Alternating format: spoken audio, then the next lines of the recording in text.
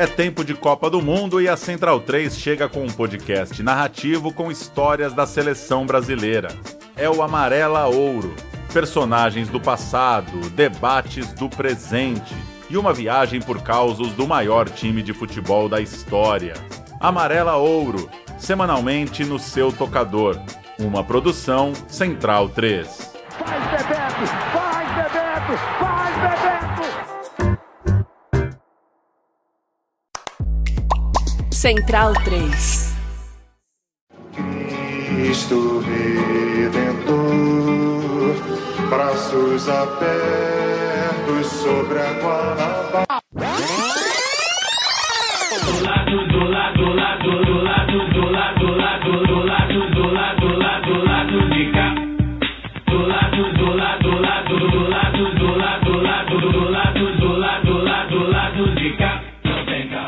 Bom momento, ouvintes da Central 3. Hoje é segunda-feira, dia 6 de julho de 2026, e eu sou Caio Belandi, direto do Saúl Studio, para mais um episódio da temporada Lado B, 10 anos, chegando no seu feed. Hoje o time está completo, Daniel Soares, Fagner Torres Lima no estúdio aqui comigo também, e Luara Ramos via internet. Hoje quem está com a gente também no estúdio é Celso Pancera, professor, ex-ministro da Ciência e Tecnologia, ex-deputado federal, já foi presidente da FATEC, do ICETIM de Maricá, da FINEP. Pancera, muito obrigado. Uma honra tê-lo aqui, um currículo, eu resumi, né? Mas é um grande currículo. A gente que também já queria ter te entrevistado há algum tempo. Muito obrigado pela sua presença, bem-vindo. Faltou colocar aí pai da Laura e do Diogo. Esse é o mais importante. É uma satisfação estar com vocês aqui, essa oportunidade de bater esse papo.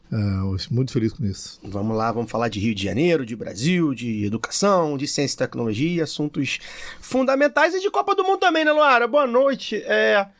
Vi que você estava aí mergulhada nas leituras de Copa do Mundo, né?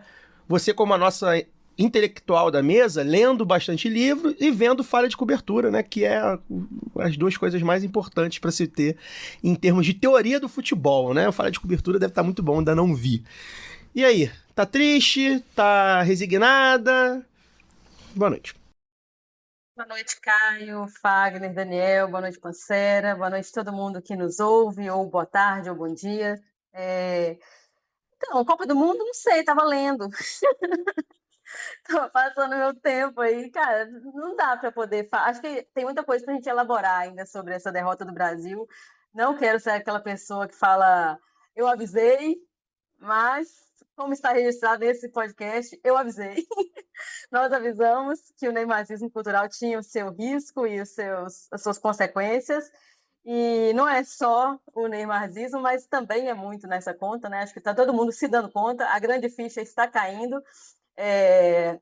Menos para aqueles 30%, né, 30 e poucos por cento do eleitorado brasileiro que sempre... nos últimos anos aí, votou e continua votando com o Neymar. Então, acho que é isso que eu tenho para dizer.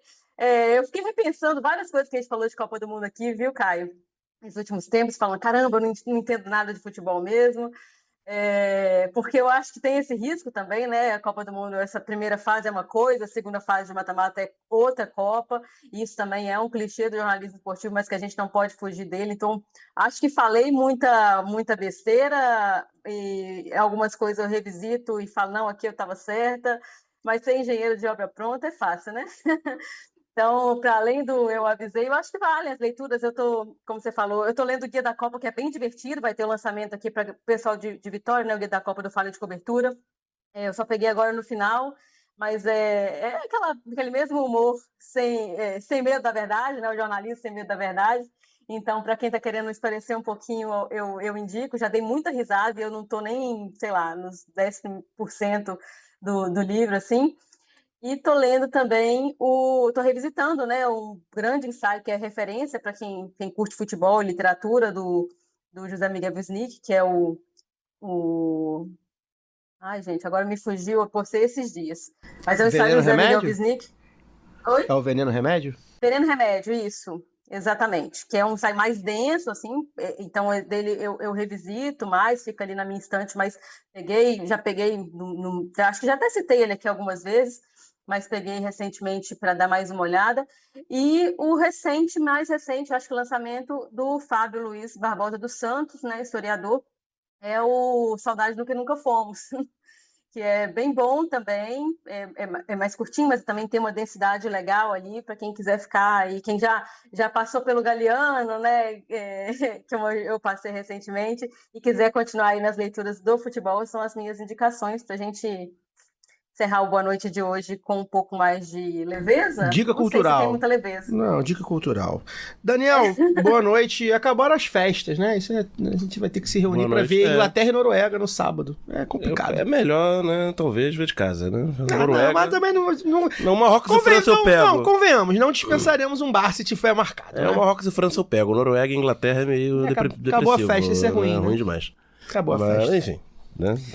Não é um podcast de análise esportiva. É isso. Senão a gente não faz o programa. Não faz o programa. Mas a gente tá sempre falando de futebol, né? E o Fagner falando, eu avisei, né? Fagner é um dos maiores eu avisei da história. Tava falando. Já tá no Eu Avisei pra 2030, esse inclusive. Esse time é ruim. Não, ele não tá não. 2030 ele tá um pouco mais confiante. Acabou, né, Fagner? Já era, acabou a ilusão. Quem tava iludindo. Não é uma questão de ser eu avisei. Em primeiro lugar, boa noite, bom dia, boa tarde. Obrigado, Celso, pela presença. Mas não é uma questão de falar eu avisei. É uma questão de... Sim, o nosso programa tem 10 anos e eu nunca fiquei em cima do muro, particularmente nunca fiquei em cima do muro, sempre que fui perguntado sobre as coisas, procurei responder aquilo, e se me perguntassem, como me perguntaram várias vezes antes da Copa começar, o que eu achava da seleção brasileira, eu sempre falei, é um time ruim. É um time mal convocado, é um time mal escalado. E aí eu não tinha nenhuma esperança de que pudesse ser campeão.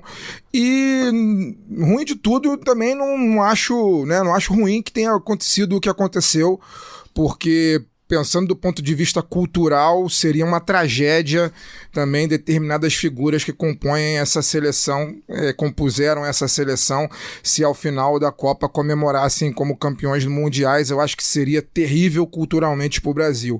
Então também não vejo, né, terra arrasada e nem 100% de coisas negativas nessa eliminação, não. Mas é isso aí. Enfim, sobre Copa do Mundo é isso que eu tenho para dizer. E fui perguntado, eu respondo. Se as pessoas querem vestir seu terno de Pacheco e ficar ofendidas, paciência, 2030 daqui a 4 anos. É isso. E aí, para saber mais de Copa do Mundo, a gente sempre indica aqui, né? A turma do Meio Campo, que faz umas análises bastante profundas sobre futebol, né? Aqui do podcast da Central 3, e o podcast também do nosso amigo Leandro e a mim, que tá tocando lá com o Paulo Júnior, Sarriá, também no YouTube, no Spotify, vocês podem ouvir o Sarriá. Então, lá vocês vão ter análises mais balizadas e sérias do que a nossa. Antes da gente começar a nossa conversa, eu quero, né, dizer que a gente segue com a parceria com a Dona Chica Slingeria para esse segundo semestre, tá? A Dona Chica é uma marca de slings e carregadores que proporcionam conforto para os bebês e liberdade para os papais e mamães que estão buscando autonomia sem perder contato com a sua cria. Você pode ir lá em donachicasling.com.br, 10% de desconto no cupom Lado B na hora da compra. Se você comprar no Pix, tem mais 5% de desconto. Dá lá uma olhada no site donachicasling.com.br e utilize o cupom Lado B na hora da compra. Siga também o Instagram da Dona Chica, @DonaChicaSling. Pedir apoio também aqui dos nossos ouvintes, né? Se você quiser e puder apoiar a gente, vai lá em apoia.se/Lado B do Rio. Tem as faixas de 10, de 20, de 50 e de 100 reais. Aí nas próximas semanas a gente vai fazer o sorteio de 8 livros da Boitempo, ainda nesse mês, então corre lá. Vai lá em apoia.se/Lado B do Rio, faixas de 10, 20, 50 e 100 reais. Começo de mês, cartão virou, não tem mais Jogo do Brasil, né? Então o dinheiro que vai economizar de Jogo do Brasil, você pode apoiar o Lado B do Rio, tá? Aí dá um bom cálculo, né? Você também pode ajudar a gente mandando um pix de quanto quiser, né? E quando puder para ladobdorio@yahoo.com. ladobdorio@yahoo.com. E aí você pode fazer um pix recorrente lá também pra gente e avisar que a gente coloca no sorteio da Boitempo. Os últimos cupons, falando em Boitempo, use o cupom LADOBOI20 no site da Boitempo, boitempoeditorial.com.br, 20% de desconto em cada compra no cupom LADOBOI20. E cupom também na Camisa Crítica. Vai lá em camisacritica.com, cupom Lado B, você tem 10% de desconto.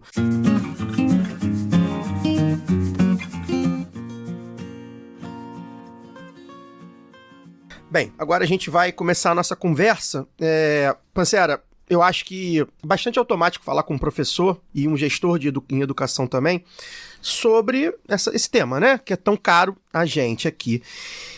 E aí, quero focar bastante no Rio nesse momento, né? Li recentemente uma matéria do Jornal Extra, mês passado, que o estado do Rio está em penúltimo lugar no IDEB, o Índice de Desenvolvimento da Educação Básica, mesmo com o maior gasto do país por aluno, né? E aí teria um investimento de 19,5 mil por estudante ao ano, segundo o movimento Educação Rio. Tem um outro dado alarmante: o estado paga o menor salário inicial de professor estadual do país, está travado no piso nacional, sem complementação, sem adicional incorporado à base. E aí, você, alguém com uma experiência como professor, como gestor na educação, o que você vê como medidas que a gente pode pensar para a educação, no caso do estado do Rio, melhorar os índices, né? E que, convenhamos, né, a gente nem está falando de muito, melhorar os índices. Quando você é último e penúltimo, não precisa de tanto assim. Mas como é que a gente faz para fazer a educação do Rio forte? Caio, o Rio de Janeiro já foi o 5º IDEB, né? Foi 2012, 2013, por aí. O tempo que eu estava na FATEC, o Rio de Janeiro tinha o 5º IDEB do Brasil. Então você vê que tem uma história bonita aqui que dá para resolver. Agora, de lá para cá, é só ladeira abaixo, né? Especialmente depois de 2019, com a ascensão do Itzel ao poder, depois a continuidade com Cláudio Castro. Um governo sem projeto, não tem.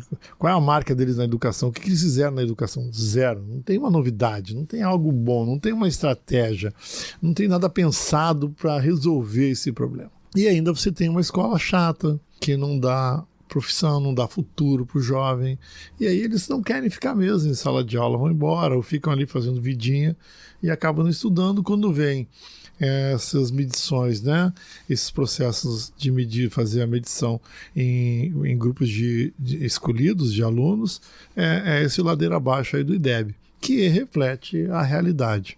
O Eduardo Paes falou há poucos dias, eu até repliquei nas minhas mídias, de fazer um esforço para que 50% das vagas do ensino médio sejam integradas com o ensino técnico, que eu acho perfeito. Nós, na FATEC, integramos todo o ensino médio com o ensino técnico. O que é isso? Você coloca o aluno num turno fazendo ensino médio e no outro turno ele faz a parte técnica. Então ele sai com o ensino médio, ali um técnico de enfermagem, de edificações, de eletrônica, uma coisa. E em si já tem um emprego, 18, 19 anos, ele tem já algum lugar, alguma coisa para fazer, para ganhar a vida. E depois, se ele quiser fazer uma faculdade, ele vai fazer uma faculdade. Nós tentamos trazer o modelo alemão para cá, mas não deu certo. Questões culturais, eu acredito. Lá eles têm a escola dual, né? A escola dual o aluno, quando quer fazer ensino técnico, ele faz uma parte das aulas na escola e outra parte diretamente nas empresas, né? Eu chamo de ensino dual.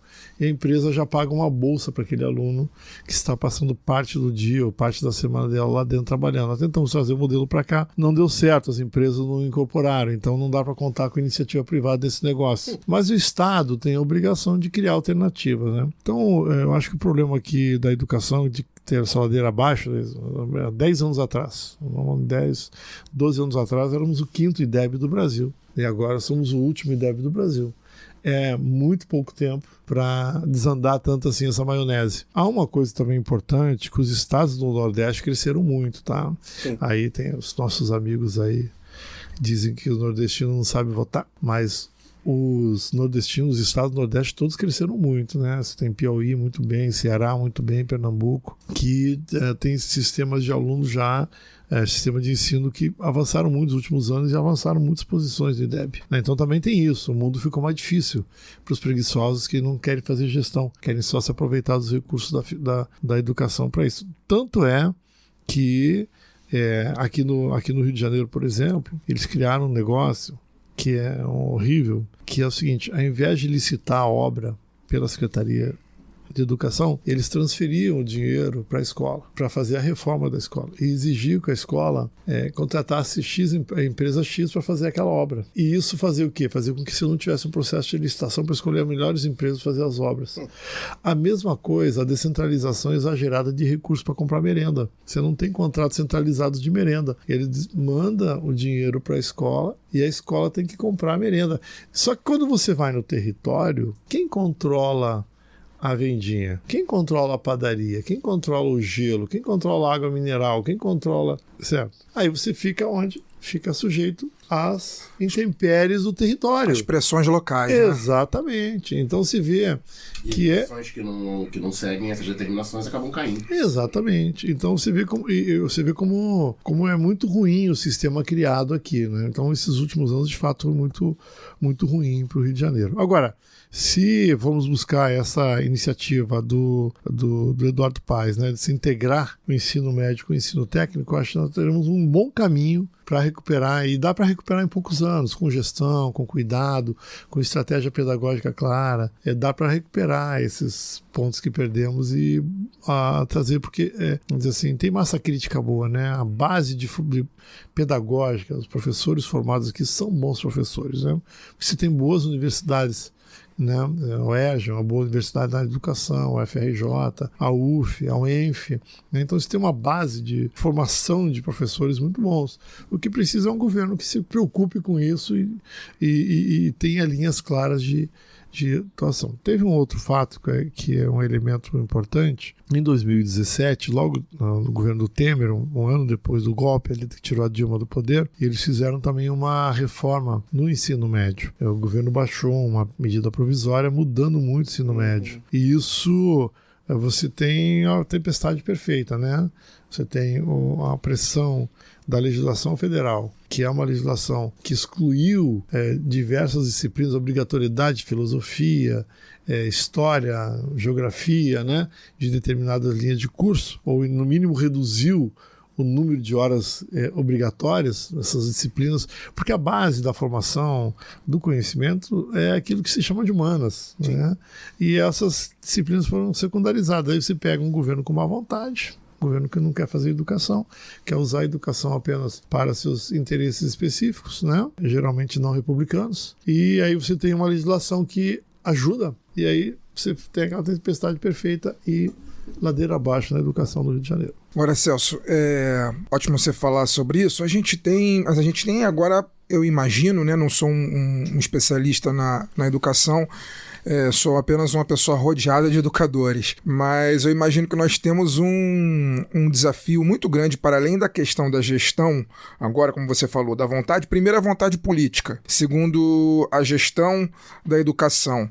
A gente tem outras duas questões que são muito, talvez, desafios muito grandes para quem assumir a tarefa de coordenar um projeto de educação no Rio de Janeiro, um projeto de educação no Brasil. Especificamente no Rio de Janeiro, a gente tem um estado em situação financeira complexa, muito complexa, há muito tempo, e numa crise cada vez mais agravada por N fatores, entre esses fatores como que você citou, grupos políticos que passaram pelo poder durante muito tempo, com interesses específicos. Esse é um desafio. E o segundo é o avanço tecnológico. Você citou, por exemplo, que a questão de 10 anos atrás, o Rio era o 5º estado no índice do IDEB, né? De lá para cá, você é um homem da ciência e da tecnologia, de lá para cá, o mundo mudou em 10 anos, a nossa crise se agravou, a tecnologia avançou. Hoje a gente está falando de coisas que naquela época não existia, como, por exemplo, inteligência artificial, entre outras coisas. A gente vê que há um abismo muito grande entre as escolas privadas das classes mais altas, da classe A e B, em relação à população que necessita e que de fato usa as instituições públicas de ensino, de educação, que são as classes C, D e E. Como que faz para poder não apenas recuperar a educação do ponto de vista dos índices, né, dos melhores índices, dos melhores padrões de educação, mas também avançar levando em consideração o avanço tecnológico que nós tivemos de 10, 15 anos para cá, dentro desse emaranhado de problemas que o Rio de Janeiro enfrenta e que o Brasil, né, também, obviamente, enfrenta, embora o governo federal tenha tido, né, os seus esforços ao longo desses últimos 4 anos para reverter esse quadro. São muitas questões. O primeiro, eu acho que é um aporte esse de integrar o ensino técnico e o ensino médio, né? Isso eu acho uma iniciativa bem relevante. Ela muda bastante o interesse do aluno e a permanência do aluno em sala de aula. Eu acho que isso ajuda bastante.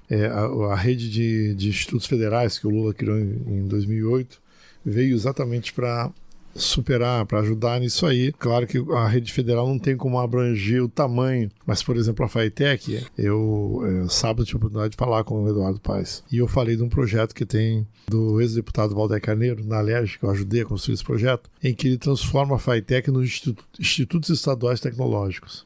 Ou seja, você tem que ter uma experiência estadual, multicamp, com autonomia pedagógica, administrativa, para você não ficar pressionado, esse negócio de quem vai gerir o recurso. Você tem que eleger, você tem que ser técnicos da casa para fazer isso, não você colocar. Não estou dizendo que indicar o político é ruim, porque eu já fui indicação política. O problema é que muitas vezes essa coisa descamba para um lado ruim. Então, eu acho que criar esses institutos estaduais tecnológicos seria uma experiência bem interessante, com autonomia pedagógica para definir os cursos de acordo com a vocação de onde cada escola estiver instalada, ela tem que ser vocacionada para aquilo que a economia daquela região circula. E um outro projeto eu apresentei até lá no início do governo Lula, não foi para frente, eu pretendo levar o Lula 4 aí para frente, que é uma coisa que eu chamo de Favela 4.0, que é um conjunto de ações, se criar nas favelas centros de inovação.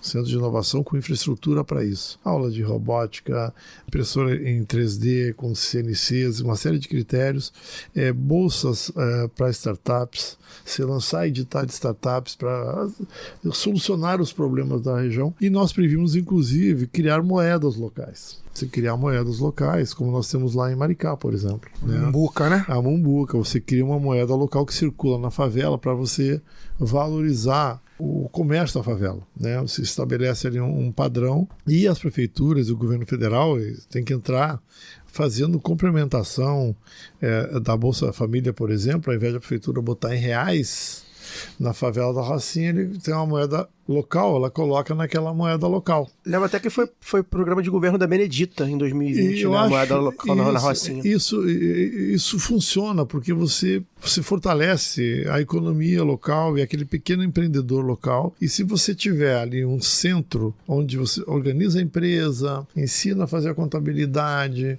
ensina a desenvolver um aplicativo para gestão, e você abre espaço para a juventude, porque você é uma juventude muito inteligente, muito criativa, que não tem onde aplicar esse negócio. Aí criaram esse falso discurso de empreendedorismo e botaram o cara para carregar iFood, entendeu? Carregar comida nas costas. Inclusive com uso de tecnologia. Com uso de tecnologia. E não dão a eles a possibilidade de desenvolver a sua própria tecnologia. Então, acho que isso também seria uma forma de inovar o Estado do Rio de Janeiro. Porque nós temos uma infraestrutura boa. Isso que eu falei das universidades. Para educação serve para tecnologia, por exemplo. O supercomputador que o MCTI comprou, que vai ser um dos 5 mais potentes computadores do mundo para inteligência artificial, vai ficar vinculado ao LNCC, que é em Petrópolis, né? Lá já tem o Santos Dumont, que é um supercomputador, que nós implantamos ele aí no tempo da Dilma, eu era ministro na época, de Ciência e Tecnologia. Então você tem uma infraestrutura instalada, você tem aqui a Fiocruz, você tem o Parque Tecnológico da UFRJ, tem o CETEM, fica aqui, que é o Centro de Pesquisa Minerais.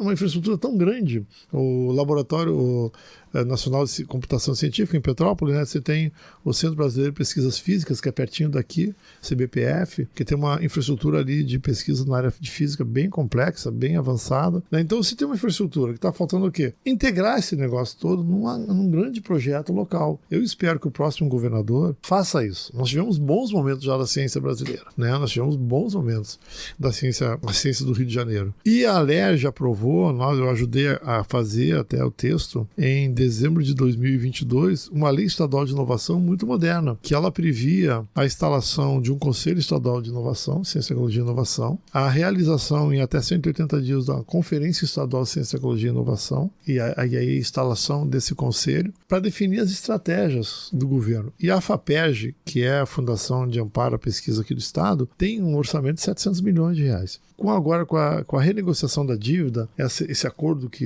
esse atual governador assinou com Lula, uma das tarefas em que o governo do Estado tem que cumprir para não pagar a dívida total é que uma parte significativa disso tem que ser investida em educação profissionalizante e técnica. Isso é parte do compromisso assumido pelo governo do Estado quando assinou o contrato. Então, você vê uma parte disso que não vai mais para o Banco Central, para o Tesouro Nacional, para fazer o resultado primário do governo, que o governo estadual vai deixar de pagar, ele já obrigatoriamente tem que ser aplicado em educação técnica. Então, o orçamento da FATEC, que hoje deve estar batendo, não sei o valor exato, mas acredito que seja em torno de 800 milhões por ano, vai saltar para 2 bilhões de reais. Então você vai ter um orçamento obrigatório para aplicar na área. Se a gente integra o ensino técnico, o ensino médio com inovação na favela, com centros de inovação, com polos de inovação, dando um espaço para que essa juventude possa exercitar essa inteligência, essa criatividade, esse tal empreendedorismo, né? De fato. E aí as prefeituras entram fazendo uma complementação ao Bolsa Família com uma moeda local, gerando uma economia local. Não falta ideia. O que tem é que ter governo com vontade de trabalhar, né? Tem que ter disposição, porque isso dá um trabalho tremendo, reunir todo mundo, tem que ter paciência para ouvir, sabe? O contraditório, ir lá, reunir, pensar, vencer a burocracia, que tem o procurador que só procura, não encontra, então procura problema aberto, não encontra solução, né? Não é isso? Então, mas isso é um bom gestor. O Lula é assim, o Lula é um presidente. Por que ele vence tantos desafios? Ele venceu a fome. Por que está reindustrializando o Brasil? Por que tem Minha Casa Minha Vida? Que são programas que você tem que, sabe, ficar ali quebrando, sabe, pregando o prego todo dia, enxugando o gelo até que um dia a coisa ande, né? Agora, espero que o próximo governador tenha essa disposição para fazer isso. Luara? Quero tentar trazer um pouco mais da sua experiência com fazer ciência no Brasil aqui para a nossa conversa. Porque também vai dialogar, né, com a estrutura do Rio, mas com o resto do Brasil, então aproveitar a sua experiência aí, porque é inegável que durante os governos petistas a ciência brasileira deu um salto, né? Ao mesmo tempo, me parece que a gente ainda tem dificuldade de enxergar o país assim. Falo com, né, o povo como um lugar onde se produz soluções, ciência de qualidade, o que é triste, né? Porque nós sabemos que a fuga de cérebros, por exemplo, também é um problema, né? Ou seja, esse país produz cientistas, produz ciências e produz ciência e produz cientistas, mas a gente acho que ainda não consegue olhar assim. Então, a minha pergunta na verdade, eu acho que traz duas questões. A primeira é porque, né, o Brasil ainda não é visto ou não se vê como esse país da ciência, né?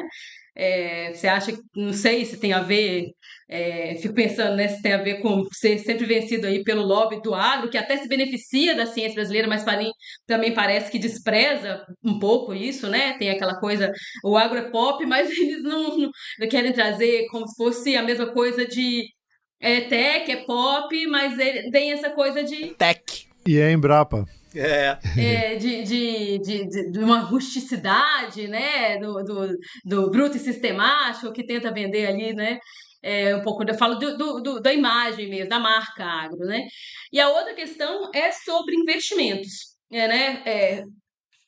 Eu acho que falta constância e consistência nos valores destinados à ciência no Brasil. Eu falo isso historicamente, até em relação aos últimos anos também, e também como já foi citado aqui, esse vácuo aí, produzido pelo governo golpista do Michel Temer.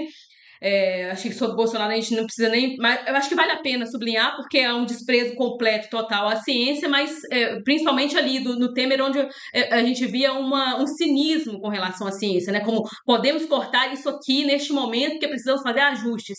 Mas isso é uma perda que a gente tem, né, consequências para próximas gerações.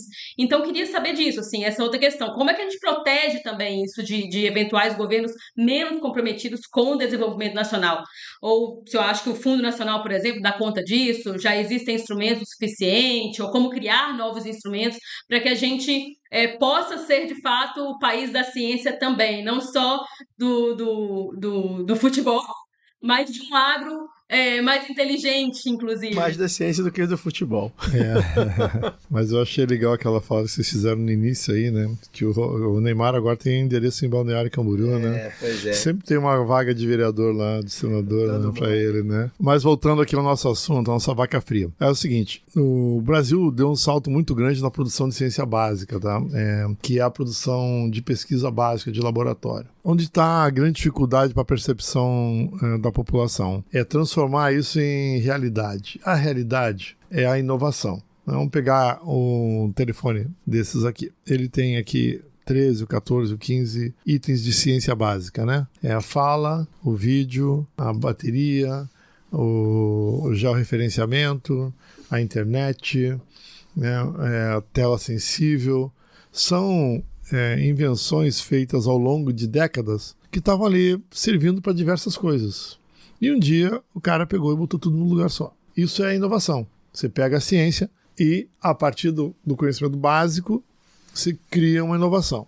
Onde está? Qual é o nosso problema? Então, no governo do Lula e da Dilma, nós saltamos da 21º, 22º país em produção de ciência para 13º. Caiu para 14º, está voltando 13º. Durante o governo Bolsonaro, caiu para 14º. Essa parte está bem resolvida. Agora, a parte de inovação não está muito mal, estamos 49º no Brasil. Esse giro da produção dentro dos muros da universidade para a vida real das pessoas que se impacta é muito lento. E muito pouco.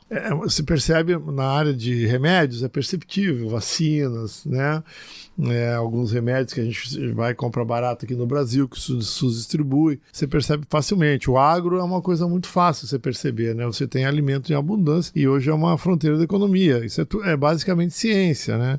A grande virada da produção de soja no Brasil foi uma pesquisa feita na UFRJ, na Rural aqui do Rio de Janeiro. Né, pela Joana do Berraine, que mexeu ali na composição do solo, hidrogenando o solo e mudou a produção, deu um salto à produção de soja no Brasil e a partir daí os outros produtos. Né? Agora, então, a cana, a produção de etanol, por exemplo, a nossa cana é uma cana muito eficiente. Estão chegando as novas gerações de cana aí com a produção ainda mais eficiente. Isso é ciência. O agro encontrou o caminho, com financiamento pesado do governo federal, com o programa que o Lula lançou em 2013, que funciona até hoje, né, que são bilhões de reais por ano financiando o agro. Ele encontrou o caminho com uma universidade preparada, a Embrapa preparada, pesquisando. Estamos precisando agora de empresas e de setor empresarial que invista também em inovação, ou seja, que vá na universidade e coloque o dinheiro no risco. E aí tem um outro problema que a gente reclama, mas que reflete muito nisso aí, que é o juro alto. É mais fácil para o empresário deixar o dinheiro no banco. É o que se chama de financiarização da economia. Por que ele vai botar o dinheiro numa fábrica? Ele vai ter que comprar equipamento, se incomodar com o empregado, com licença ambiental. Né, Fagner? Né, pediu EARI, as coisas todas. Para ganhar 3%, 4% ao ano, no final do ano, 5%. Se ele deixar no banco, ele ganha 15%, 13%, 14%. Essa praga do juro alto não é só porque deixa alto o cartão de crédito e endivida as famílias, é porque ele tira o dinheiro de circulação mesmo. Né? E serve para quem esse juro alto? E por que esse discurso aí do Banco Central Independente? Não existe Banco Central Independente, num país só tem 3 grandes bancos. Né? Então ele é um Banco Central dependente de 3 grandes bancos. E por que é interessante? Porque a dívida pública está sendo rolada em cima desse juro alto. E aí acaba que falta dinheiro para investir no mundo real. Então você tem uma produção de ciência boa com um empresariado que é avesso ao risco. porque é mais fácil deixar o dinheiro ali. E é a favor do lucro máximo, né? Avesso ao risco e o lucro máximo. O liberal é bom para ele. Exatamente. E curto prazista. Exatamente. A questão da inovação é que você vai poder cobrar markup, que você vai receber uma renda maior a médio e longo prazo, mas isso está sempre fora do cálculo. Você tem boas experiências, eu sei, Embraer, por exemplo, uma boa experiência, né? O Brasil produz também boas tecnologias para satélite, por exemplo, né? O Brasil não tem tecnologia para enviar o satélite para o espaço, ainda não tem, está descobrindo. No tempo que eu estive na FINEP, nós assinamos diversos contratos para desenvolver novos tipos de propulsores para enviar satélite lá para o espaço. Mas o Brasil tem tecnologias boas de produção de satélite, né? Então é uma área invejável. Então, já falei aí. Vacinas. A vacina, a alimentação, os genéricos, o espaço, a aviônica, né? Olha só quanta coisa boa. Produção de energia limpa, é uma matriz energética. 80%, você conhece bem essa área, né, Fagner? 80% dela é limpa, né? É a matriz mais limpa do planeta. O etanol, o motor é etanol, que roda bem. Então você pode ver que tem boas coisas rodando no Brasil. Está faltando virar um pouquinho mais essa chave na área de produção elétricos, eletrônicos, né, computadores, essa área aí que o investimento é muito pesado. E a questão da inteligência artificial é um outro desafio muito grande. Ela chegando e não adianta. Quem não utilizar vai ficar para trás, né? Eu tenho um projeto inscrito no Ministério da Ciência e Tecnologia buscando recursos da lei de informática, que me falaram semana passada que está avançando. Eu quero criar na Baixada Fluminense centros de letramento em inteligência artificial para adultos, porque as pessoas não sabem trabalhar com inteligência artificial e como isso pode ajudar ou atrapalhar se você não souber usar. O que me levou ao mundo da informática, assim, o mundo da tecnologia? Foi uma experiência que eu vi da Marta Suplicy, os telecentros, na Prefeitura de São Paulo. Fui lá, eu conheci a experiência, aí com um amigo meu lá de Caxias, Duque de Caxias, nós escrevemos um projeto, depois ele, com uma emenda parlamentar do então deputado Alexandre Cardoso, virou realidade em 2005, e nós instalamos 28 telecentros na Baixada Fluminense para ensinar as pessoas a navegar, porque naquele tempo, vocês são jovens, não viveram isso, mas eu vivia muito bem isso, não tinha internet. A internet estava chegando, que tinha um serviço chamado Velox, que era o único que tinha, era caríssimo, era difícil ter em casa, coisa de, sei lá, atualmente uns 300, 400 reais, seria uma assinatura do Velox. Então não chegava em todos os lugares, e onde chegava era muito caro. E nós conseguimos botar, então, em 28 comunidades de Caxias, São João do Meriti, Magé e Belfor Roxo, esses telecentros. Nós tínhamos mais de 200 mil usuários cadastrados. E isso mudou a realidade de muita gente lá. Então agora estou querendo fazer isso para a inteligência artificial, porque nós precisamos vencer essa barreira, senão ficaremos atrás novamente. E inteligência artificial consome muita energia, que então precisa de investimento pesado, e muita tecnologia. Ela constantemente se reformulando. E nós não podemos perder esse bonde, tanto para usar quanto para produzir inteligência artificial. Celso, a gente falou muito aqui da sua larga experiência no setor da ciência e tecnologia, né? Ministro, presidente da FINEP, presidente da FATEC, a experiência em Maricá também. Sempre no Poder Executivo. Só que você também foi deputado federal e agora é pré-candidato, né, a voltar para a Câmara Federal.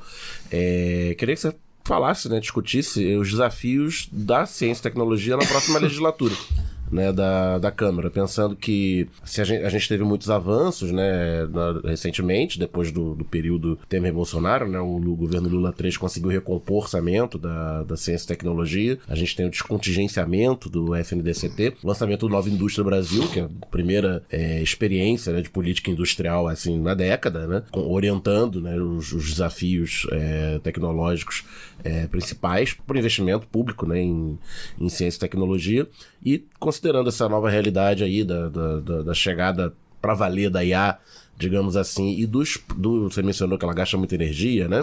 De data center, a nuvem, que a gente falava da nuvem como uma coisa etérea, ela se materializou, a gente não descobriu, mas a gente caiu a ficha, né? De que ela depende de servidores físicos e que isso é uma questão de soberania num mundo que fica cada vez mais em volta de tensões geopolíticas, que quem controla informação, né, controla poder.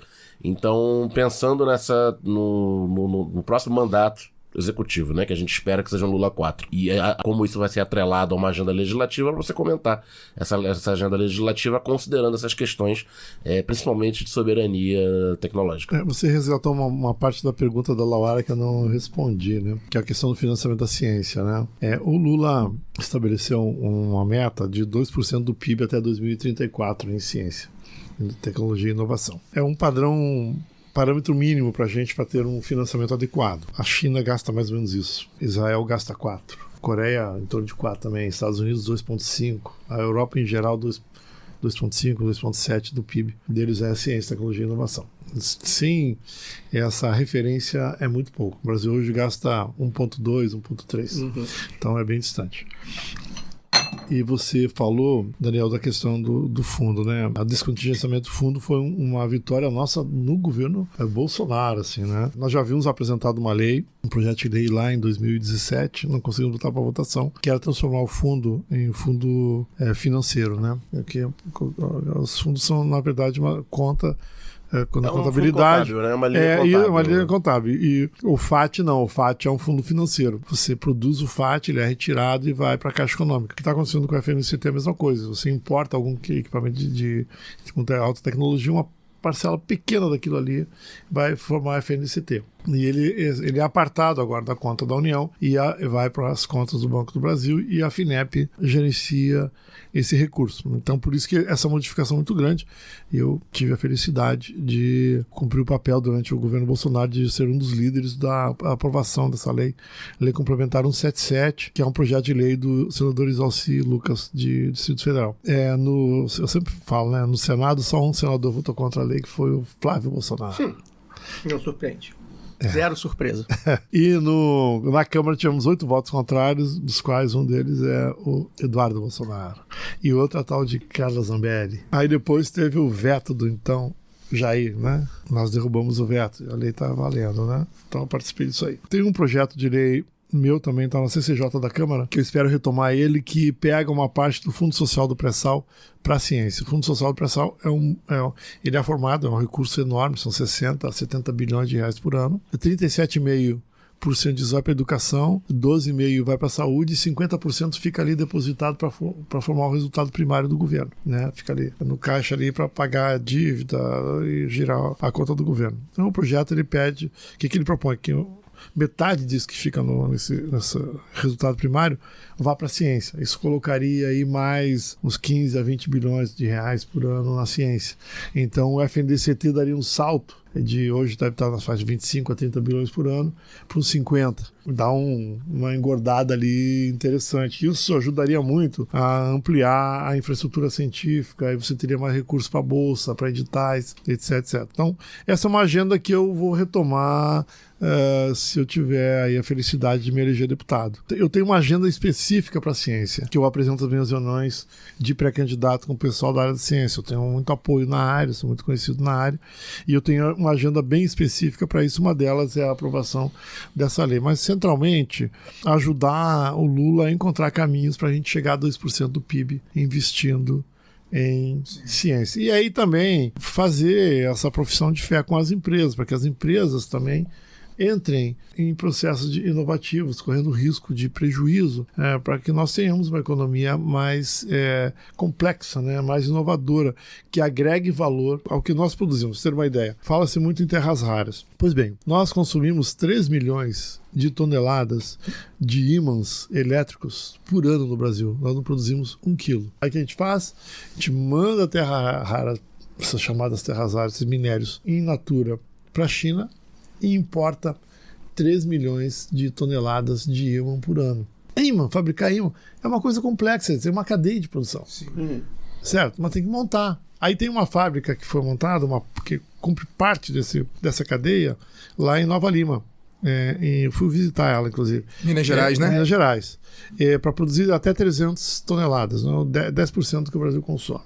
E ali pertinho ali tem a produção dos minérios. Aí o Zema, esse cara brilhante aí ele vendeu a fábrica. Vendeu a fábrica assim na cruz das almas, ao invés de botar para funcionar. Aí ninguém queria comprar, aí a FIENG, que é a Federação das Indústrias, comprou para não permitir que desmanchasse.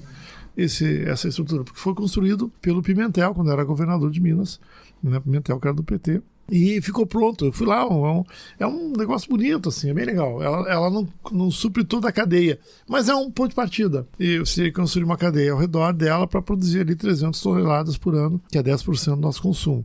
Então você pode ver que muitas vezes você tem uns lampejos que andam, mas é isso que você falou, Lauara, são soluços, sabe? Dá um soluço, resolveu um problema, passou o soluço. A coisa não avançou. Como então, você vê a questão de destravar o poder de compra do Estado também para o essa desenvolvimento tecnológico, é outra, que é um problema no Brasil, né? A legislação praticamente veta que o Estado possa comprar aquilo que ele fomenta. Isso, a nossa contabilidade pública não permite lançar perda. A nossa contabilidade não entende perda de investimento. Que Deus, especialmente serviço público. Então, o gestor público tem medo de assinar um contrato de risco e depois, alguns anos depois, isso virar um problema. Há precedente de gestor público sendo processado pelos órgãos de controle porque um projeto não deu certo, por exemplo. Tá aí a Anísia Trindade, que foi presidente da Fiocruz, ministra da Saúde, agora até pré-candidata a deputada federal, que bom, um quadro bem preparado. Ela foi muito corajosa durante a pandemia em assinar o contrato com a Universidade de Cambridge para desenvolver a nossa vacina. Ela botou ali o CPF dela com 2 bilhões de reais. Se desse errado aquela vacina, né, nós teríamos centenas de milhares de mortes, né, a mais no Brasil, mas ela hoje estaria com a vida bem complicada. Deu certo. Mas ela foi no risco. Nem todo gestor tem esse espírito de ir no risco. Então, nem precisa ter, né? Então, isso que seria a solução. Eu tenho um problema aqui, a gente tem que produzir insulina, tem que produzir, um alimento mais barato, mais saudável, um respirador mecânico e tal. Vamos lançar o edital para ver quem tem essa ideia na universidade, qual é a empresa que é social, o governo investe e depois deu certo, compra o produto, garante a compra. Que aí você desenvolve a cadeia. Toda a indústria farmacêutica americana é risco o governo americano investe pesado, por isso que ela existe. Elon Musk, esse brilhante, né, luminar aí do liberalismo, até onde eu sei, aquele foguete dele tem 2,5 bilhões de dólares da NASA. Então o risco financeiro ali é quase todo do poder público. Agora, deu certinho? A NASA vai comprar, vai garantir o lucro dele comprando o foguete. Ele lançou lá, fez o IPO dele lá e explodiu de dinheiro. Mas toda a base do risco dele é dinheiro público, né? Ou no mínimo uma parte relevante do risco dele foi dinheiro público, né? Tanto que nunca deu lucro e tem dinheiro, né? Sim. É porque alguém está bancando esse negócio, né? Alguém está bancando. Então o que falta aqui no Brasil é esses ajustes. Eu acredito que o Brasil vai avançar nisso aí, né? Mas assim, a perenidade das coisas é que é essencial, né? Acreditar que o longo prazo traz as coisas que resolvem. No tempo de deputado... Transformar tudo em política de Estado, né, Celso? No tempo de deputado, nós chegamos a procurar o Conselho Nacional de Contabilidade para ver se eles baixassem algum tipo de normativo que permitisse lançar prejuízo sem ser criminalizado. Sabe, estabelecer critérios para não dar certo alguma coisa e você lançar o prejuízo, né? Sem que aquilo virasse um crime, né? Mas nós não conseguimos avançar, mas enfim, agora eu volto talvez e vou ajudar nisso aí de novo. Celso, a gente já passou aqui você já citou Maricá, né? Onde você esteve lá também no Instituto lá de Ciência e Tecnologia e Inovação. E citou também a moeda local, né? Maricá tem aí uma série de projetos que inspiraram muitos lugares, né? E acho que o tarifa zero dos ônibus é muito claro, né? Itaboraí, por exemplo, que teve ali um traquejo eleitoral ali, né? Entre Maricá e Itaboraí. O atual prefeito de Itaboraí implementou o tarifa zero. Os laranjinhos. Os laranjinhos, exato. Entre outras coisas, né? O Maricá foi uma das primeiras grandes cidades da tarifa zero, e aí o próprio Mumbuca e outras medidas que a gente entende que são medidas importantes que sirvam de exemplo para cidades do porte de Maricá. Lembrando sempre, né?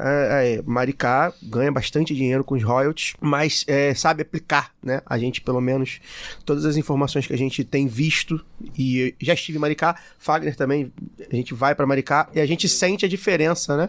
De o que Maricá Era e o que é hoje. Não tem parâmetro de comparação. E o que são as outras cidades, né? Enfim. E aí eu quero fazer uma provocação, é mais uma pensata, né? Você tem sua base, enfim, de vida eleitoral, política, é Caxias, que é uma cidade que também tem muito recurso. Uma população imensa. Exato. E que não consegue ter as mesmas possibilidades que Maricá teve. E aí entra uma questão política eleitoral interessante, né? Porque aí o Eduardo Paes, que é o pré-candidato a governador que o PT apoia, tem a vice dele, né? A Jane Reis, que é irmã do Washington Reis, que foi prefeito, e a família dele está lá em Caxias. Nessa questão eleitoral, mas mais do que isso, na questão de projeto político, queria que você falasse um pouco da Baixada, né? A gente sempre fica aqui falando, né? A Baixada é potência, a Baixada não é só morte, a Baixada não é só violência, né? Mandar um abraço pro Augusto Pirillo, né? Nosso amigo. A gente sabe o que tem na Baixada ali para se fazer, que é importante se fazer, considerando que você tem a experiência de Maricá, tem as suas articulações em Maricá. O que você... A gente não está numa eleição municipal, né? É bom fazer essa ressalva, mas é uma eleição de governo estadual vindo aí, próprio do governo federal. Como é que você acha que Maricá pode inspirar cidades como Duque de Caxias? E o que você viu lá de Maricá? Como foi seu trabalho lá em Maricá? Considerando esse investimento que Maricá faz em coisas que a gente muitas vezes julga básica, né? Mas que acaba tendo Maricá como um exemplo, né? A ser seguido. Então eu queria que você fizesse esse paralelo e falasse da sua experiência lá em Maricá também. Primeiro sobre Maricá, assim, fala-se muito, tem muito dinheiro do royalty, mas não é só royalty, é decisão política. Porque Macaé teve muito dinheiro de royalty, Campos teve muito dinheiro de royalty, Rio das Ostras, muito dinheiro de royalty. Não quer dizer que as cidades mudaram. Sabe aplicar. Eu conheci Maricá, eu estive lá a primeira vez, acho que foi em 2012, 2010, 2011, e é outra cidade. Não mudou muito. Quem conhece eles sempre fala isso, né? E tem a ver com a genialidade do Quaquá. Fala-se o que quiser do Quaquá. Ele é explosivo, é do jeito dele, mas a convivência com ele é interessante. Ele tem uma formulação que eu acho assim fantástica, que ele chama o servirariado. O que é o servirariado? É que o brasileiro se vira de qualquer jeito.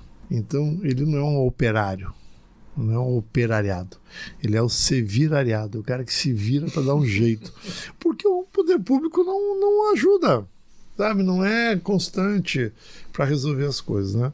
E nessa luta dele de ser virariado, essa ideia do Banco Mumbuca, que foi criado antes dos royalties, do Vermelhinho, que foi criado antes dos royalties, e que aplicou, e agora então, o Parque Tecnológico, que eu ajudei lá a estruturar, o aeroporto, né? O aeroporto era um ponto de descida de avião de drogas. Hoje é uma potência.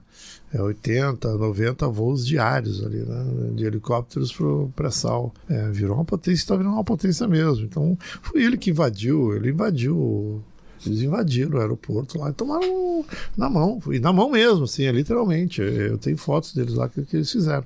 E hoje é uma potência. Aí tem lá o resort que está para instalar lá 12 anos, 16 anos, sei lá, não consegue instalar, problema de licença ambiental o tempo todo, mas estão ali insistindo, um dia vai sair o porto lá em Ponta Negra, né, um porto de águas profundas, vai sair, ele é persistente nisso aí, ele fica ali murrinhando até que sair. E nós temos alguns exemplos, por exemplo, lá na Baixada Fluminense tem a Fernanda Ontiveros, uma prefeita do PT.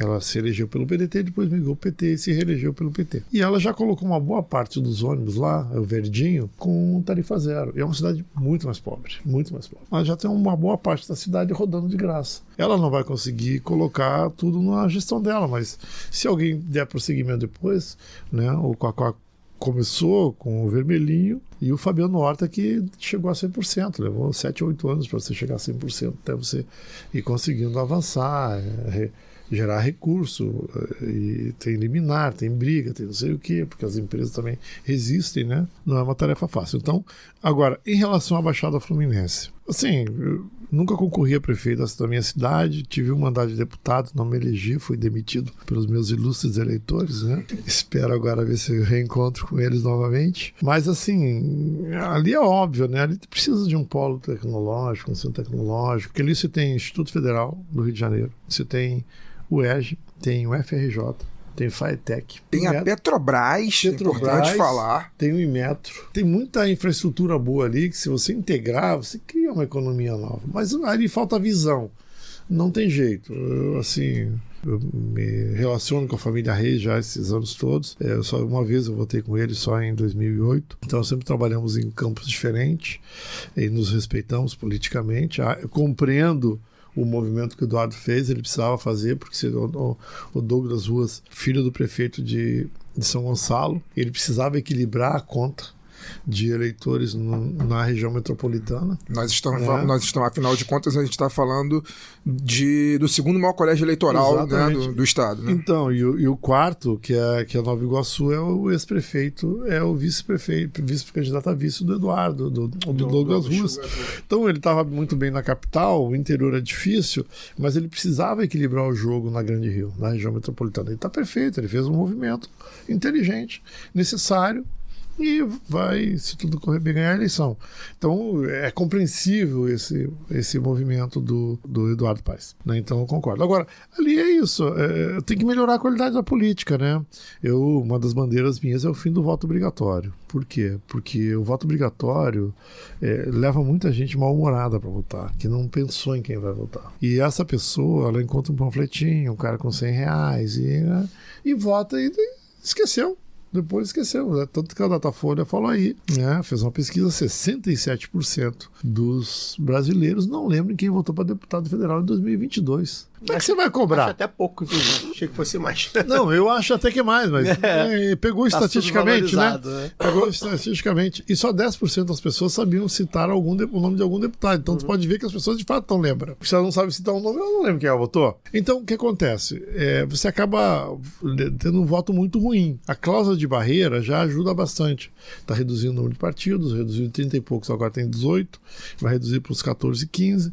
Isso já melhora. Mas eu acho que o voto obrigatório é um voto que você premia o voto ruim de quem não quer votar, de quem não se interessou pela eleição, quem não olhou quem são os candidatos, quem não leu o programa, e ele vai pegar, catar um panfletinho na rua e vai votar de qualquer jeito, entendeu? Então eu sou contra, a esquerda não gosta disso, mas eu já apresentei uma PEC, eu junto com o então deputado Leonardo Pisciani, perdemos a votação em 2016 em plenário da Câmara, mas eu vou apresentar de novo. Eu quero fazer até essa pergunta então, aproveitando que você entrou nesse assunto. Você acha que com o fim de um voto obrigatório tem uma tendência do teu voto mais ideológico, se é isso que você acredita, né, com essa defesa? E se, considerando o cenário hoje de voto ideológico, se você acha que isso também não é um risco?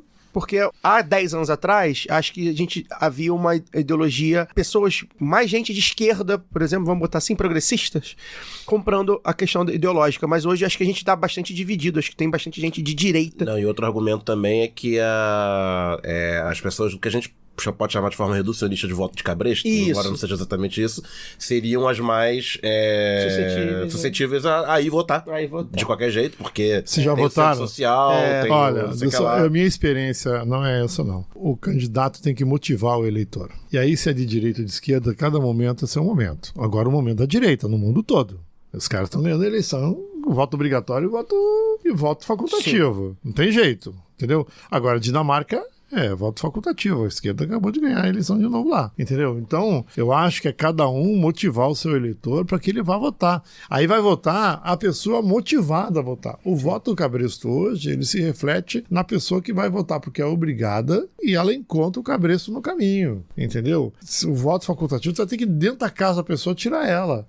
E como é que se tira ela dentro de casa? Né? Convencendo. Certo? Aí vai votar quem tem uma ideia. Eu quero votar nesse cara porque ele é a favor da família, da moral, do bom costume, mas ela está motivada a votar, certo? Ela não vai votar, ela sabe em quem ela está votando. E aí cabe a gente fazer o debate para ganhar a consciência dela. Agora, é o momento da direita mundial. As big techs, certo? Estão trabalhando para isso. Elas estão trabalhando para isso. Elas têm os algoritmos lá, manipulação de algoritmo. Os caras descobriram como fazer isso.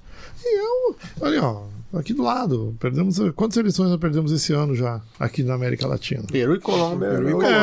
Mas isso aí, entendeu? Agora o Chile também, e lá o voto é facultativo, mas os outros países é obrigatório, entendeu? Então, não acho que... Não é isso que define, né? O que define é você motivar o eleitor a votar. Eu acho que isso melhora a qualidade do voto em si, né? Para você melhorar com o tempo a qualidade da política. Inclusive, você tem que melhorar a qualidade da política. E convenhamos também, não é exatamente um feito muito complexo deixar de votar no Brasil, né? É obrigatório, mas tem lá uma justificativa, uma multa, R$2, uma multinha de nada, não é exatamente. Tem uma evasão bastante, mas muita o pobre gente não vai vota. votar. Por quê? Se ele for comprar uma Minha Casa Minha Vida, ele precisa estar em dia. Se ele for pegar algum tipo de tratamento mais complexo do SUS, ele precisa estar em dia.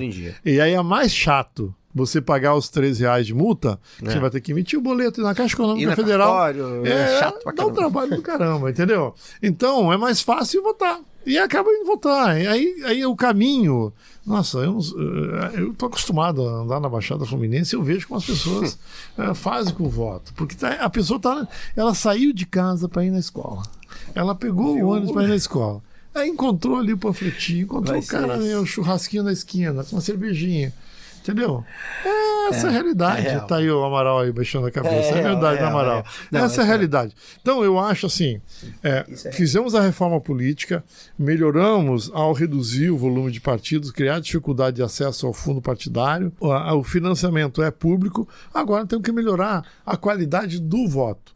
E um dos critérios para mim que melhora a qualidade do voto é obrigar o político a motivar o seu eleitor, seja lá qual for o eleitor, mas ele motivar a pessoa a ir votar. E isso não tem jeito. Eu acho que só o voto facultativo. Esse debate eu enfrento com os meus camaradas. Não, mas eu acho. Meus camaradas de esquerda aí. Os meus camaradas de esquerda que são ótimos em eleição para ir para a Baixada Fluminense e sumir depois. Vamos lá, quando vão, hein? Tem uns que nem vão. Fazem feijoada. Isso aí é todo mundo, tá? Isso aí não é ideologia, não. Eu conheço meus camaradas de esquerda que vão lá pedir voto. Vão lá, beliscam 2.000 votinhos ali, 500 votinhos lá, 600 acolá, entendeu? Fazem uma carreata. Tem uns que nem vão, fazem uma feijoada. Pedem os militantes pra ir. A gente sabe. Isso aí é todo mundo. Não, mas eu acho esse um bom debate. Pra mim, eu não entendi desse debate, não. Celso, eu tenho uma pergunta. Eu não sei se é especificamente da sua área, mas eu acho que é. Enfim, você é um cara da ciência. Eu conheci como um cara da ciência, da tecnologia, da educação e, por que não, da cultura. Você é um aficionado, um apaixonado por carnaval, né? E eu queria... Como nós. Como nós. Esse programa aqui, a gente ostenta o rótulo de primeiro podcast a fazer, no Rio de Janeiro, a fazer um programa especificamente sobre as escolas de samba, sobre o carnaval, na época do carnaval. E nossas maiores audiências, exatamente. Exatamente. E aí eu queria que você falasse, unindo o seu conhecimento como professor e como gestor público, como que a cultura, como que o carnaval pode se beneficiar. Como a gente tem um amigo que é o Fábio Fabato, já veio aqui várias vezes. Funcionário da FINEP. Exatamente. E ele sempre fala, o carnaval não é mero fandango, o carnaval é economia, o carnaval pulsa, o carnaval traz dinheiro para a cidade, aquele jeito, né, empolgado do Fabato. Eu queria que você, como gestor público, falasse da importância da cultura, especificamente da importância do carnaval e qual é a ligação da cultura e do carnaval com a tecnologia, com a ciência, com a educação, quais são os resultados positivos que isso andando junto traz para o Brasil, traz para o Rio de Janeiro de uma maneira geral. O que salta aos olhos são os desfiles das escolas de samba, né? Como emprega a tecnologia atualmente. A Águia da Portela desse ano, né? Tava linda, aquilo ali é pura tecnologia, né? E as comissões de frente têm sido um exemplo de tecnologia muito forte. Mas o Fabato, ele fala isso mesmo, e ele está corretíssimo. A economia que gera o ecossistema em torno de uma quadra, sabe, de samba. Pô, assim, a gente fala da Portela, né? A Portela tem lá a feijoada todo primeiro sábado do mês. Aquilo ali gera uma economia tremenda ali no entorno, né? A região respira a escola. E né? teve uma Faetec, ou ainda tem uma Faetec na Portela, né? Não sei se nós ainda não conseguimos inaugurar. Se você, quem conhece a quadra, sabe, quando você entrou, olha à direita, né, de quem entra, à esquerda de quem sai, pra gente não equilibrar o jogo, né? Ali... É funcional, né?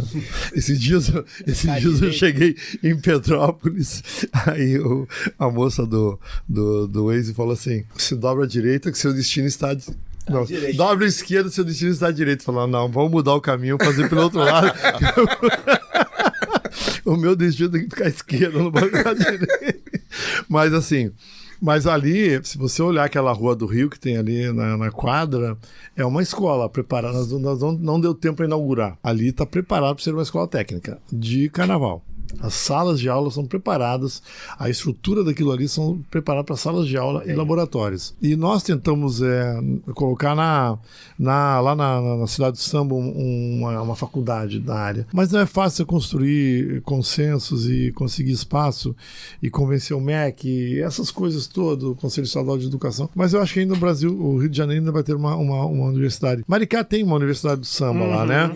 Mas ela não chega a ser uma universidade, é uma experiência com cursos na área de carnaval, de alegorias, de adereços, etc. Milton Cunha é o reitor, né? Ele é um dos reitores, ele está ajudando lá. Mas eu concordo contigo, eu sou apaixonado pelo carnaval, mas acima de tudo, o carnaval é uma economia. E as escolas de samba, elas funcionam também como um polo de ação social, porque ali eles tratam do dente do sambista, geralmente tem algum tipo de atendimento médico ali em torno da quadra. A Portela, por exemplo, tem bons programas de educação. Ali, a Grande Rio, que é da minha cidade, também tem experiências fantásticas ligadas a Pimpolho, da Grande Rio, que cuida da Escola Infantil. A Escola Infantil, que a minha amiga Camila Soares é presidente, né? Eles têm experiências fantásticas, né?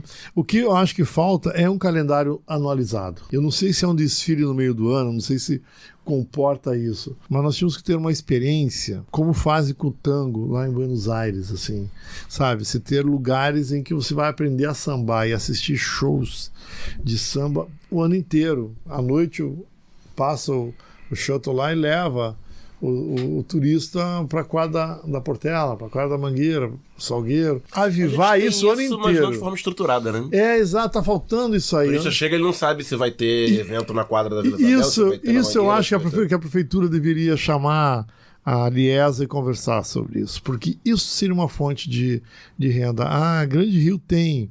eu já fiz o Carnaval Experience, né, que chama, né? Que é bem interessante. Você entra lá, eles vendem os ingressos, né? As entradas, os passaportes, sei lá como chama isso, nos hotéis, leva as pessoas ficam lá dentro da escola e elas têm uma noção do que é uma escola de samba. Isso está mudando com... a gente tem as nossas críticas aqui à nova gestão da Liesa, mas a gente também tem alguns elogios a fazer. Por exemplo, o calendário de final de escolha de samba enredo, por exemplo, está unificado, né? Então os calendários saem antes, cada escola escolhe lá o seu dia, não concorre mais, e está estruturado para que seja algo já agendado de muito tempo. Isso foi a Liesa que fez a partir dessa demanda, de estruturar para os turistas, principalmente, mas de alguma forma não para os turistas. Tem os mini-desfiles no final do ano. Tem os mini-desfiles no final do ano, né? Que foi quando a Liesa entendeu um pouco de que ela não precisava cuidar só do desfile, ela tinha que cuidar das escolas de samba, né? Não era... Até o Simas faz uma crítica como essa. Não é a liga dos desfiles de escola de samba. É a liga das escolas. É a liga das escolas. Então ela tinha que cuidar não só do desfile. Isso, de alguma forma, já está acontecendo. Não sei a que ponto a prefeitura, principalmente do Eduardo Paes, tinha alguma articulação ali. Acredito que tinha, porque o Eduardo Paes cuida daquilo ali de alguma forma, né? Mas isso, de alguma forma, tem um caminho, né? Eu falo a prefeitura porque alguém tem que integrar o negócio, né? Tem que ter um integrador. Não é fácil integrar. Planejar. Que pode ser a Liesa, mas eu acho que, como envolve... Você tem que envolver escolas, empresas, transporte, segurança, né? Então, tem que ter um integrador para fazer isso funcionar. Depois que o botãozinho apertou, começa a funcionar, ele vai. Mas ele tem que ser visto como algo pro ano inteiro. O Fabato fala bastante sobre isso, né? Eu conheço ele lá da FINEP, né, e tal. Mas ele fala bastante sobre isso e ele está corretíssimo. E a vivência com as escolas de samba, a gente percebe isso. As escolas, os grupos de acesso sofrem muito, elas são muito desestruturadas, elas também teriam que ter algum tipo de renda constantemente. Você tem boas quadras, assim, né? A Arranco de Cascadura, por exemplo, tem uma quadra muito boa. A Rosa de Ouro, lá de Oswaldo Cruz, também tem uma quadra muito boa. Mas não tem, é difícil você ter a agenda o tempo do ano inteiro para funcionar. Então, para as pequenas, então, é muito muito cruel, é caro isso aí, né? Mas enfim, é uma indústria potente, além do prazer, da alegria, já que o futebol nos dá essa alegria. Ao menos tem o samba, né? Não tem Copa do Mundo do samba, então tá. Então, acho que as primeiras a gente ganharia, né? Mas a gente vai ao Japão, a gente tá mandando pro Japão, daqui a 10 anos já... A gente pode fazer que nem os americanos, né? Eles chamam de campeão mundial o cara que ganha a final da NFL. Ninguém mais tinha de samba é campeão do mundo. A viradora é campeão do mundo. Tá, pra mim também, tô tranquilo quanto a isso. Dani, pra gente encerrar... Pra fechar, a gente falou aqui, falou um pouco de conjuntura, né? Falou da situação do Eduardo Paes buscando o apoio da família Reis em Caxias e tal. E ser candidato à Câmara dos Deputados, porém, uma eleição estratégica esse ano é pro Senado, né? Que... Por tudo que a gente sabe aí das prerrogativas do Senado Federal e com a renovação de 2/3 do Senado, por ser uma eleição majoritária, é fundamental para pensar na estabilidade de um governo Lula 4. E como é que você está vendo as articulações para a eleição do Senado no Rio de Janeiro, para 2026? Olha, 2010, o campo lulista elegeu os 2 senadores, né? Elegeu o Crivella como segundo voto e o Lindbergh como primeiro voto. Eu acho que, de novo, nós temos essa possibilidade real esse ano de eleger 2 senadores do nosso campo, né? Eu fiz até uma brincadeira com o Pedro Paulo sábado, assim, posso dizer centro para a esquerda, Pedro Paulo? Ele riu, né? Ele riu, né? Mas eu acho que tem chance boa. Nós temos uma questão interna com a Benedita, que é a questão da composição da chapa dela. Nós temos uma polêmica colocada com ela, porque eu faço parte da maioria do diretório estadual. Eu não faço parte do diretório estadual, mas eu ajudei a compor, né? E nós aprovamos o nome dela e estamos reivindicando o direito de aprovar o primeiro e segundo suplente também, que não seja indicação pessoal dela, né? Que seja uma decisão do partido. Então tem essa polêmica. Mas é uma coisa que se resolve no campo do PT. Em algum momento essa coisa nas próximas semanas se resolve. Mas o campo está colocado, as pesquisas todas indicam que a Benedita lidera com a saída do Cláudio Castro, com a saída do Flávio Bolsonaro, a coisa meio que limpou um pouquinho a área. Você tem o Canela lá ex-prefeito de Belford Roxo, que vem com bastante empuxo e com apoio da família Bolsonaro, que está buscando se posicionar aí, tem avançado bastante, mas como o Lula está muito bem aqui no estado e o Eduardo Paes também está bem, então é lógico supor que se nós conseguirmos unificar a chapa e o Pedro Paulo entender que se tem o primeiro voto, que é da Benedita, ele buscar o segundo voto, ser o segundo voto, como o Crivella fez em 2010, nós podemos de fato eleger 2 senadores do nosso campo político, que seria muito bom para a democracia e para o Rio de Janeiro, porque hoje em dia estamos mal servidos à beça, né? Um senador está narrando o jogo, o outro é candidato, ele está nos Estados Unidos lá. E o outro ninguém sabe quem é. E o outro ninguém sabe quem é. Pegou um portinho por aí e foi embora. Às vezes é melhor nem saber mesmo. Celso, muito obrigado pela sua presença. Eu acho que de recado final, sim, fica à vontade, né? Você teve o lançamento da sua pré-candidatura agora recentemente, né? Nesse final de semana. Queria que você falasse um pouco, né? Como é que foi? Foi lá na Grande Rio, inclusive, né? Mostrando aí a sua vocação para carnaval. Quadra que, inclusive, eu já fui também. Fui bem recebido lá na época. A Tricolor Grande Rio. Tricolor de Caxias, exato. Como é que foi? Enfim, como recado final, quais perspectivas que você tem para essa pré-campanha e para a campanha, como vai enfrentar isso? E eu agradecer a sua presença, acho que foi um bom papo, a gente falou de bastante coisas, foi uma análise bastante ampla, né? Dizer que a casa está aberta, né? Com certeza. Primeiro vamos pegar essas contradições do samba, né, e do futebol, né?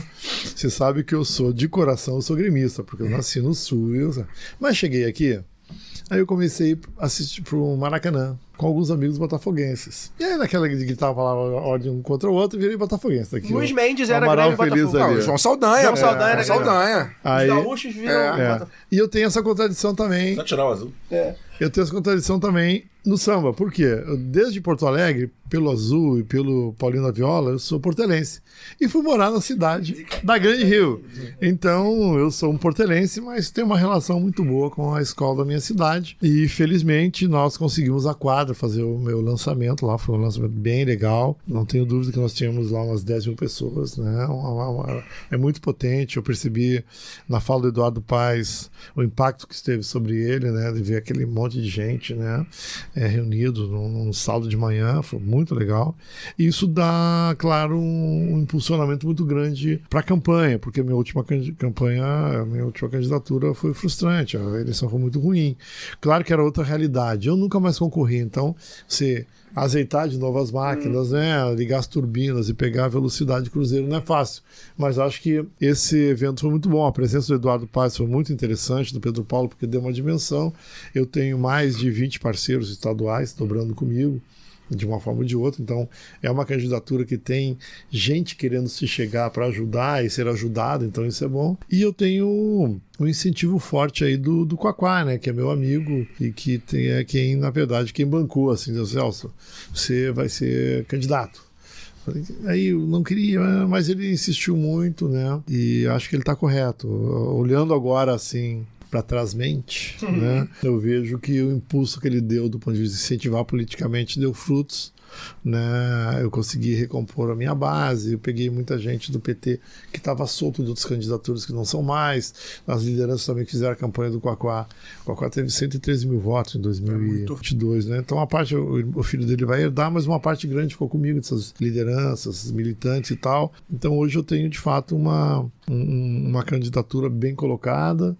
A federação fez 6 federais em 2022, daí fazer de 8 a 10 agora, e a Benedito não está concorrendo, né? O Quaquá não está concorrendo, então você pode ver que tem ali, nós temos hoje uma federação que vai eleger 8 a 10 e você tem 4 pessoas de mandato concorrendo, então é um outro ambiente, né?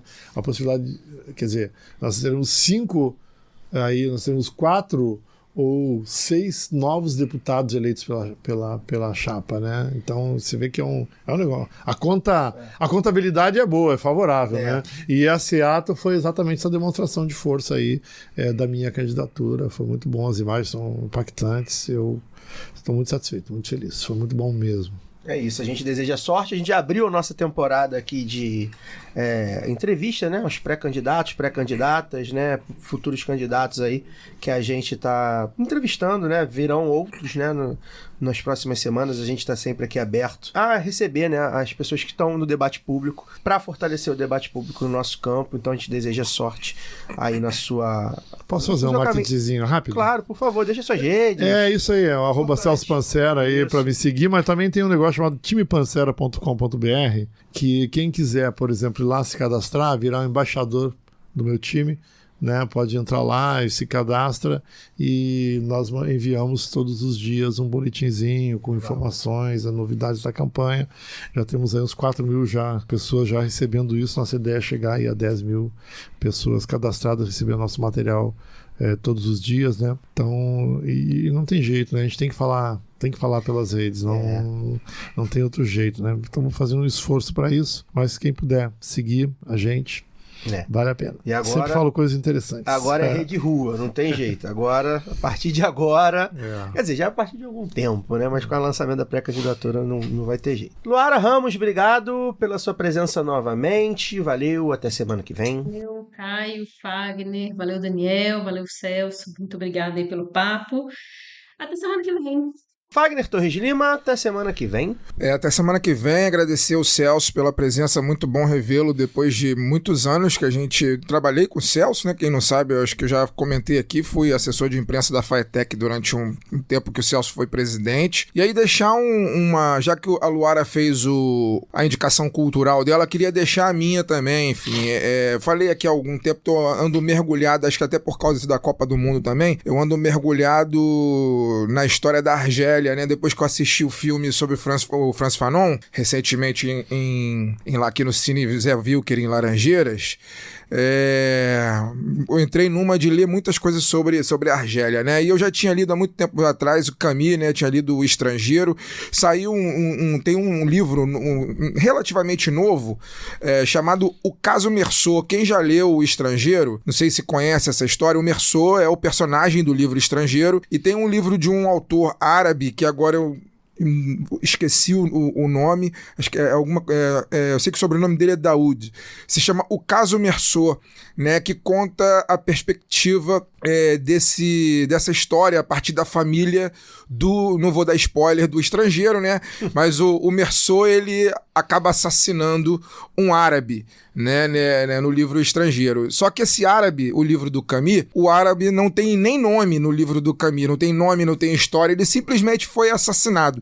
E eu não vou dar spoiler do Estrangeiro, mas tem um livro chamado O Caso Meursault, que traz a perspectiva, né, da família desse árabe que não é citado no livro do Camus. Muito interessante a história. Então, aqueles ouvintes nossos aí do Rio de Janeiro, do Brasil, que já leram Camus, que já leram Estrangeiro, fica a dica para poder lerem O Caso Meursault, também é um livro recente, uma história muito interessante, que dialoga muito não só com o contexto argelino, mas com o contexto mundial, porque, enfim, fala sobre direitos humanos, fala sobre direito à memória, tudo isso que a gente está, enfim, passando hoje, né, querendo ser negado, né, que o mundo tenta negar às pessoas, principalmente o direito humano e o direito à memória. Então fica aí a minha dica cultural do programa dessa semana, O Caso Meursault. Daniel Soares, boa noite. Boa noite. O Fagner falou de dar spoiler do Estrangeiro, né? Não tem spoiler num livro lançado 8 décadas atrás. Tem spoiler, as pessoas não leram, pô. Quem não leu tem spoiler, pô. Ué. Pois é. Mas teve 8 décadas. Teve 8 décadas. Mas enfim. Mas enfim, obrigado, Celso. Obrigado a todo mundo. Até semana que vem.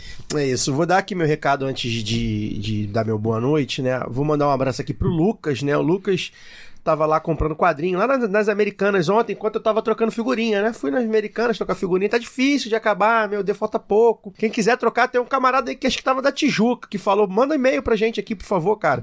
Vai que você tem as figurinhas que eu preciso, falta pouquinho. Mandar o Lucas me abordou lá, até o Daniel tá trocando figurinha aqui com o Fagner agora ao vivo. Eu sou apenas um emissário. E eu vou trocar também com o Fagner. Copa do Mundo é coisa séria. É coisa séria. E álbum de Copa do Mundo é coisa muito séria. E aí, ele me abordou lá, e ele tava comprando quadrinho, né? Eu falei, pô, tá trocando figurinha? Ele, não, vim comprar uns quadrinhos aqui, me viu lá, então um abraço pro Lucas, né? Tava lá na Americanas das Laranjeiras. E também dizer que seguem abertas, tá? Até o dia 20 de julho, as inscrições para o 13º curso de extensão Mídia, Violência e Direitos Humanos. As aulas do curso ocorrerão de 3 de agosto a 19 de outubro de 2026 em formato híbrido, sempre às segundas-feiras de 17 às 20, presencialmente no editório da NEP-DH da UFRJ, na Praia Vermelha, e também é transmitido pelo canal MVDH no YouTube. Para saber mais, acesse lá no Instagram, curso de extensão MVDH, e eu vou deixar aqui o link também nas nossas redes e na descrição do programa, mandar um abraço pro Pedro Barreto. E por fim, chamar todos aqui, 24 de julho, né, vem aí o 5º Festival da Comunicação Sindical e Popular na Cinelândia, das 10 às 18, vai ter roda de conversa, barraquinha com um monte de movimento, o pessoal lá do Núcleo Piratininga de Comunicação, da nossa Claudinha Santiago, um beijo para ela, e toda a equipe dela, claro, né, 5º Festival de Comunicação Sindical e Popular, 24 de julho, na Cinelândia, das 10 às 18, compareçam MST, MPA, MUCA, MCP, Intervozes, cara, só sindicato, movimentos que estão aí na luta por uma comunicação plural, que afinal de contas é a nossa grande luta há 10 anos, né? Tecnicamente, o Lado B está fazendo 10 anos agora em julho. Em julho. Porque a gente gravou e publicou o 0 e o piloto em julho. Se eu não me engano, dia 16 de julho. Isso aí, por aí. Segunda semana. Durante a Olimpíada. De 2016. Só que oficialmente a gente vai comemorar em agosto, porque na Central 3 a gente chegou em agosto, tá, gente?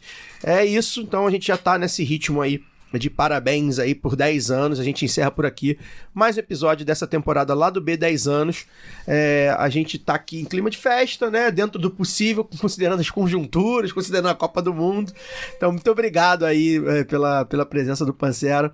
Semana que vem tem mais lá do B, te convido a ficar com a gente e fortalecer o jornalismo independente, contra-hegemônico e anticapitalista. Forte amplexo e até lá. Este podcast foi editado por Fernando Cesarotti.